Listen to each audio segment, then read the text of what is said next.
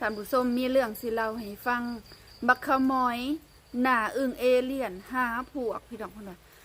ชาวลาวทุกคนเหมือนว่าดีใจที่นายกรัฐมนตรีของลาวกับอันของกัมพูชานี่จับมือกันได้แล้วก็ตกลงกันว่าจะแบ่งปัน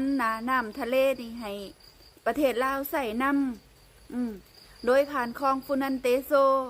ที่จะสำเร็จในปี 2018 นี่แล้วก็ถ้าว่าเขมรนี่อยากใส่เส้นทางเสื่อมไปประเทศจีนนี่ก็สามารถเสื่อมผ่านลาวได้สรุปผู้ใดเพิ่งไผ่สุดเดิมที่ลาวก็ใส่ท่าเรือจากเวียดจากไทยอยู่แล้วแล้วก็มีเส้นทางเสื่อมไปจีนเป็นของตัวเองอยู่แล้วการที่ว่าเสื่อมลงทะเลทางเขมรก็เป็นอีกหนึ่งทางเลือกแต่ผู้ที่ดีใจกลัวเนาะก็คือมีทางเสื่อมไปจีนผ่านลาวนี่แล้วนะหาพวกยังให้คนลาวดีใจนำมันคล้ายๆคือไงคล้ายๆแบบคือสมุนว่าลาวนี่